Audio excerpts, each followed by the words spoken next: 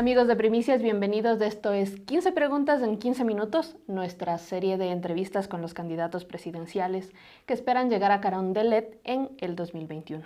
Nos acompaña en este momento Juan Fernando Velasco, es el candidato por el movimiento Construye, antes llamado Ruptura 25. Muy buenos días, Juan Fernando. ¿Qué tal, Estefanía? Qué gusto. Vamos a comenzar directamente con las preguntas.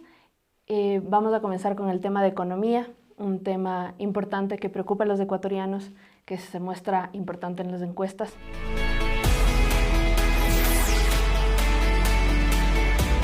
Hay un tema pendiente en la Asamblea que este gobierno ha decidido no pasarlo a pesar de estos 4 años y a pesar de pedidos de gremios de empresarios, que es la reforma laboral.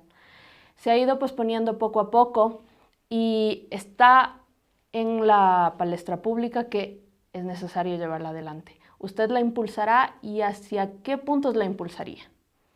Sí, creo que la reforma laboral es necesaria porque necesitamos encontrar un punto de equilibrio en donde haya tratos más justos entre los empleadores y los empleados, en donde se proteja no al puesto de trabajo, sino al trabajador. Lo que sucede ahora es que esta reforma, esta ley laboral, lo que protege es el puesto, ¿no? Y tenemos que permitir que haya movilidad, que haya la oportunidad de que los nuevos trabajadores también se incorporen al mercado laboral, que quienes están desempleados encuentren una manera de acceder a un mercado laboral que a veces es muy rígido y que las empresas tampoco carguen con un peso demasiado importante con respecto a las responsabilidades que no deben dejar de existir, pero que tiene que asumirlas el Estado. Es decir, el Estado es el que debe proteger a los trabajadores, no al puesto. Y para ello generar una serie de acciones, una mochila de protección, digamos,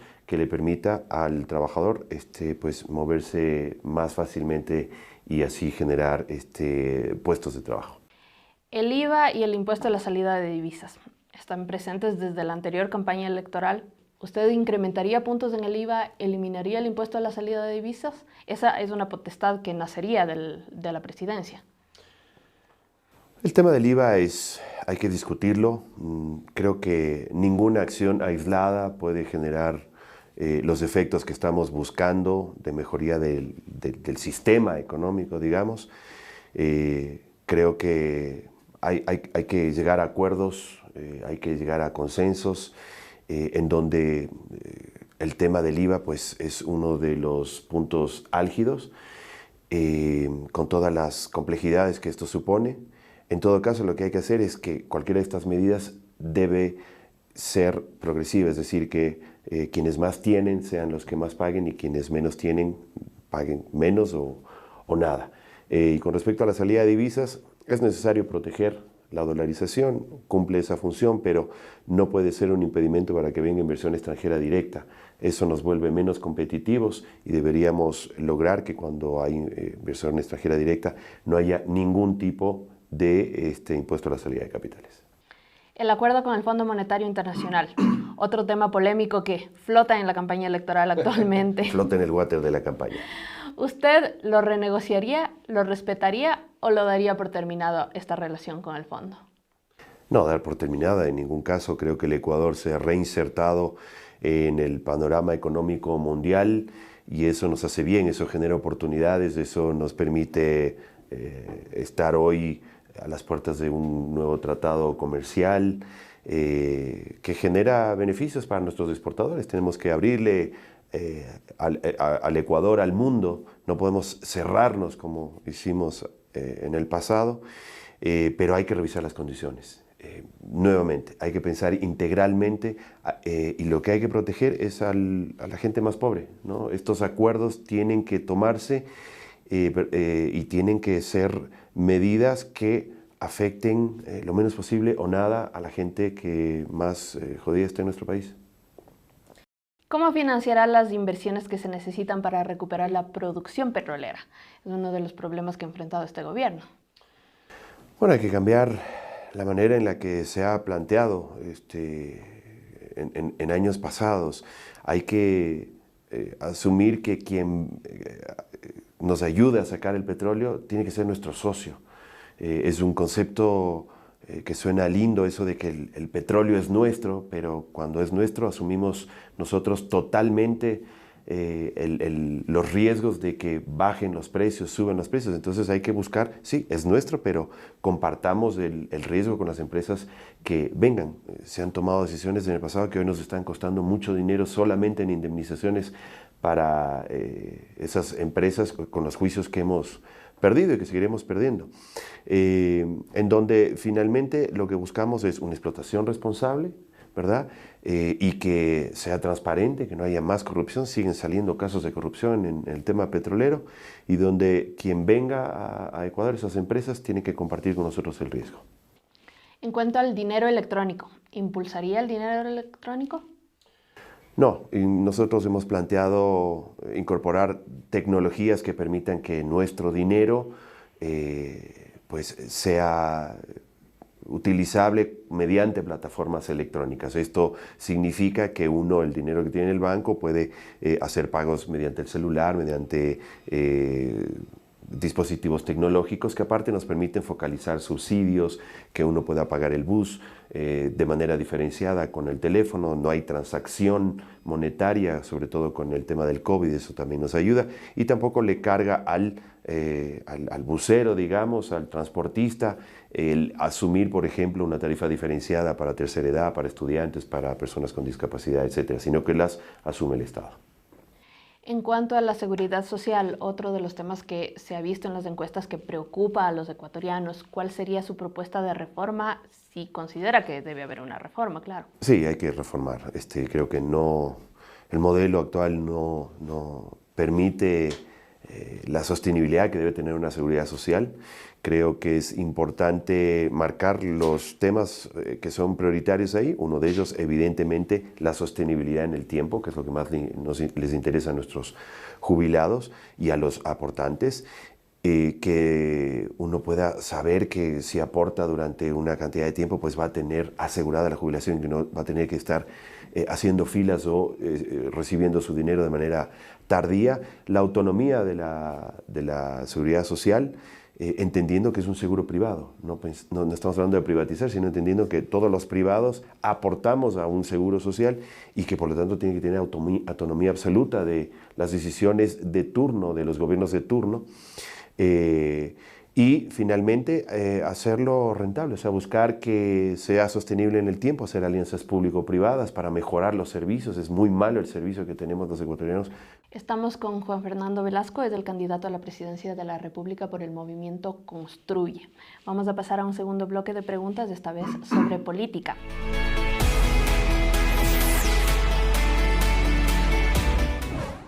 El tema de la corrupción.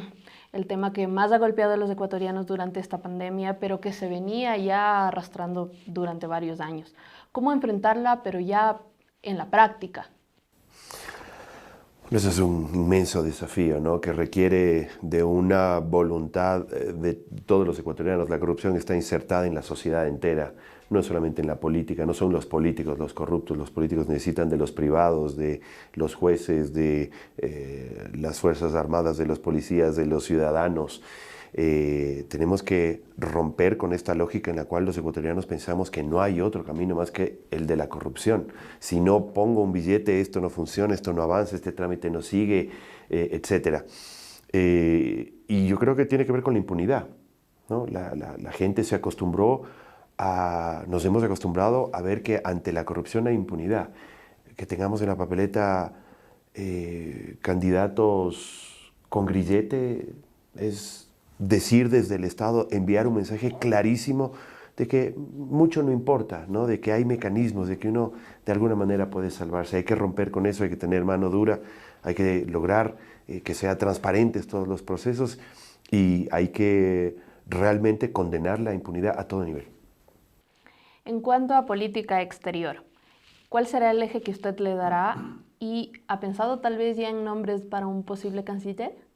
No hemos pensado todavía en eso, pero la política exterior será la de nuevamente insertar o de mantener esta inserción de Ecuador en el mundo, porque en este momento no se puede pensar en un país aislado. Ya lo hemos vivido nosotros, nos aislamos durante un tiempo y nadie nos prestaba plata, nadie quería hacer tratados con nosotros, y eso, ¿quién lo sufre? Los ciudadanos, los ecuatorianos. Nosotros creemos sin duda en la autodeterminación de los pueblos, en la soberanía, hay que defenderla, por supuesto que sí, pero no a costa del capricho de un gobernante de turno que le genera situaciones adversas. ¿Qué culpa tiene un exportador de que un presidente decida tal o cual política exterior a partir de una decisión propia o de intereses creados, y que no pueda exportar sus flores, que no pueda exportar sus camarones porque estamos cerrados al mundo? Hay que siempre propender a lograr esos acuerdos internacionales, y que Ecuador tiene que abrirse al mundo y que el mundo llegue también a Ecuador. Ahora, Juan Fernando, usted está en un movimiento que ahorita tiene importantes personas en el actual gobierno. ¿Cómo armará usted su gabinete? ¿Incluiría a estas personas en su futuro gabinete? ¿Incluirá personas del partido, del movimiento? ¿O buscará en otras partes, en otros sectores de la academia, por ejemplo, para los futuros ministros de su gobierno? Sí, yo creo que ese ha sido un error, ¿no? Armar los gabinetes desde los partidos, desde los movimientos, desde quien estuvo en la campaña, ¿no? Una cosa es la campaña y otra cosa es llegar a gobernar, y para gobernar necesitamos los mejores ecuatorianos, las mejores ecuatorianas en cada área. Y después de eso hay que construir participativamente. Esa es la clave. Hay que hablar con la gente como muchos políticos no hacen, que es esa vieja manera de hacer política en donde se cree que el líder supremo tiene todas las soluciones para todos los problemas, y las soluciones están en la construcción conjunta, participativa con la gente. Lo más posible es que el futuro presidente enfrente un bloqueo legislativo, con la dispersión, alta dispersión que tenemos de candidatos, no solo a la presidencia, sino también a la Asamblea. Es posible que la Asamblea tenga ninguna mayoría. ¿Cómo enfrentar esto? ¿Estaría usted dispuesto, por ejemplo, a repartir puestos de su gabinete a otras fuerzas políticas? Va conectado con lo que decimos, sí. Pero ¿cómo enfrentar el bloqueo legislativo? Es que no tiene que haber bloqueo legislativo, no tiene que haber mayorías en nuestra asamblea. Todos tenemos el mismo objetivo, y esa es una manera de pensar distinta, diferente, que nosotros estamos impulsando desde esta candidatura. Los asambleístas tienen un deber con sus votantes, con los ciudadanos, que es el de construir leyes para todos. La lógica no puede ser, es que mi bloque partidista, es que yo soy de otro color de camiseta. Esto no es un partido de fútbol, estamos hablando del destino de los ecuatorianos, de la salud, de la educación, de la prosperidad, del bienestar. Y lo que hay que hacer es construir consensos, hay que juntarse, hablar, dialogar, dejar de echarse la culpa, dejar de insultarnos, dejar de pensar que desde la confrontación es la única manera de hacer política. Por eso yo estoy aquí metido, porque siento que esa vieja manera de hacer política no nos lleva a ningún lado más que a esa percepción mezquina en donde no terminan de avanzar las cosas. ¿Cómo se te ocurre a ti que una ley que se necesita en el Ecuador, que es de beneficio para los ecuatorianos, esté supeditada a que un bloque se ponga de acuerdo con el otro y las decisiones partidistas, cuando el objetivo debe ser siempre el bien común? Pero así es un poco como funciona la Asamblea. Así es, pero también porque hemos fallado desde nuestros gobernantes en construir consensos. Hemos tenido gobernantes que no admiten la crítica, que no admiten la posibilidad de equivocarse, que no admiten la posibilidad de juntarse con quien piense diferente. Yo tengo amigos, gente valiosísima con los cuales he construido cosas fundamentales en mi vida, con quienes tenemos maneras de pensar muy distintas, pero lo que nos une es lo que nos mantiene encaminados hacia ese objetivo común. En este caso, la construcción de un país nuevo, diferente, justo, con derechos, con oportunidades, etc. Juan Fernando Velasco, candidato a la presidencia de la República por el movimiento Construye. Vamos con el último bloque, que trata sobre sociedad.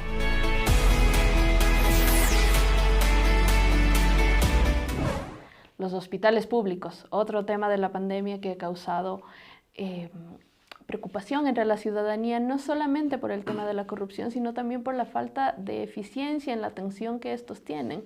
¿Cómo solucionarlo? En términos generales hay que concentrarse en la atención primaria, ¿no? Es decir, esa primera atención, en la prevención. En la pandemia se demostró que la atención primaria fue la clave para lograr que la pandemia pues baje sus niveles y nos ponga en la situación más controlada en la que estamos hoy en día. Nuevamente, está demostrado desde la política pública de salud que la atención primaria es fundamental, la prevención, la detección temprana, etc. Los hospitales son necesarios, pero tampoco es el objetivo. Vamos a construir 500 hospitales, no va por ahí la cosa. Tienen que funcionar, tienen que estar bien equipados y demás. Con la corrupción, los hospitales básicamente, el foco de corrupción es por el tema de los medicamentos. Tenemos que lograr un manejo centralizado de los medicamentos en donde el sector privado sea el que se haga cargo de la distribución, comercialización, etc. Esto no es privatizar todo el tema de los medicamentos, sino es encargarle al sector privado para que el usuario, ¿no?, tenga la posibilidad de ir a cualquier farmacia, te entregan tu receta, vas a tu atención médica, te entregan tu receta con un código QR, en donde está además tu historia clínica, vas a una farmacia, te escanean eso, ¿no?, te dan tu medicamento, no es que no hay, vuelva en 5 semanas, está caducado, etc. Puedes ir a cualquier farmacia a la que tú elijas, esto mejora el precio para la adquisición de los medicamentos, evita toda la logística de almacenamiento, de que se caducan, etc. Y evitas además que haya el manejo que incita a la corrupción en cada uno de los hospitales, en donde hay estas cuantiosas compras. Esto es un beneficio para el Estado y para el ciudadano. ¿Cambiará usted el sistema de ingreso a las universidades? Sí, creo que los ecuatorianos jóvenes, los que están pensando en cómo ingresar a las universidades, han sufrido todo el sistema mediante el cual se escoge quiénes pueden acceder a la universidad. Hay que partir de una premisa que es realista, y es que no todos pueden acceder a la educación superior, ¿no? Esto pasa en todos los países del mundo, en los más desarrollados, no es una falencia exclusiva de nuestro país, sucede en todo lado. Otra cosa que hay que pensar es que no es el único camino. No es que el que no estudió, como nos hicieron pensar en algún momento, el que no hizo su tercer nivel, listo, no sirvió para nada, no tiene un espacio en la sociedad. No, hay muchos caminos para adquirir conocimiento, para adquirir experiencia, para ser un profesional, para ser feliz, ¿no? El objetivo aquí es ser feliz, que los jóvenes sean felices, se realicen en sus actividades, hagan lo que les gusta y sean buenos en ello. Y para ello pues hay que reformar, no podemos volver al pasado tampoco. No sé si tú te acuerdas, pero esas filas interminables, gente madrugando 3 días en la calle durmiendo para obtener un cupo. Hay que organizarlo, pero debe incorporarse otros criterios. No puede ser solamente un examen, tiene que tener tu récord académico jugando un papel relevante también ahí, tus habilidades deportivas, la situación geográfica desde cual estás accediendo a ese cupo, tu condición socioeconómica, es decir, traspasar conceptos de equidad de manera transversal, incluido en el acceso. En cuanto a la inseguridad, es otro de los temas que no solo durante la campaña, sino por lo que está pasando en el país, es otro tema de alta preocupación de la gente, y que parece que se refleja una falla del Estado en este punto. ¿Cómo solucionar este problema? El Estado es el que tiene que hacerse cargo y es un tema muy difícil de hacerlo, pero ¿cómo tratar siquiera de solucionarlo? Sí, el Estado tiene que canalizar esas soluciones que plantean los ciudadanos nuevamente. Primero, la inseguridad está intrínsecamente relacionada con el tema económico. Si no mejoramos la situación económica, no podemos evitar la inseguridad. Un amigo cercano que vive en Zaruma me escribe, me dice: oye, con lo de la pandemia nos quedamos sin trabajo un montón de gente, armamos un servicio de entrega de paquetes, nos pusimos unas motos, etc. Fuimos al municipio, pedimos el permiso, nos dijeron que no se puede dar permiso porque hay un vacío legal. Viene la policía, nos pide el permiso, le decimos no hay cómo sacar el permiso, nos quitan las motos y nos piden $800 para devolvernos las motos. ¿Qué está haciendo el Estado? ¿Qué hace esa gente ante la imposibilidad de trabajar, de producir? O se va a la informalidad o se va a la delincuencia, ¿no? Entonces hay que mejorar las condiciones, pero también hay que darle oportunidades a los ecuatorianos. No se puede decir no a la delincuencia, pero del otro lado tampoco no al trabajo, no al empleo, no a las oportunidades, no al emprendimiento.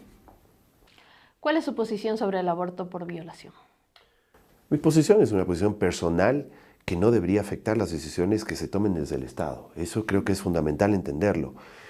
Segundo, el tema del aborto es un tema de salud pública, no es un tema ni de religión ni de la moral, es un tema relacionado con la salud pública, en donde hay que tomar decisiones técnicas en lo que busca el Estado, que es proteger la vida de sus ciudadanos. Y aquí lo que hay que proteger es la vida del niño, la vida de la madre, y para ello hay que tomar las decisiones que correspondan a la situación que marca la salud pública. Finalmente hemos leído su plan de gobierno, incluye en muchas partes, habla sobre las mujeres, la inclusión de las mujeres en el gobierno. ¿Cuál sería su plan para eliminar o tratar de controlar la violencia contra las mujeres con estos altos índices que hemos visto y esta cantidad de femicidios que vemos todas las semanas? Hay que trabajar en la legislación, hay que trabajar en los mecanismos para aplicar esa legislación, en el control, en las oportunidades, en las alternativas. Hay que pensar de manera integral, hay que trabajar desde la concientización, desde la educación, desde la visibilización, desde la denuncia, desde las acciones concretas desde el Estado, como te digo, para generar mecanismos en donde toda la cadena esté pensada. No solamente hay esta acción, sí, pero hay una cadena completa que tiene que ver con la violencia hacia la mujer. Y sobre la equidad de género, que tiene que ser una política transversal. Juan Fernando Velasco, candidato a la presidencia de la República por el movimiento Construye. Muchas gracias por estar con nosotros. A ti, Estefanía. A nuestra audiencia, gracias por acompañarnos. Recuerde seguirnos en nuestras redes sociales, visitar nuestra página web www.primicias.es y estar pendiente de las demás entrevistas que estamos realizando a todos los candidatos presidenciales. Gracias por estar con nosotros.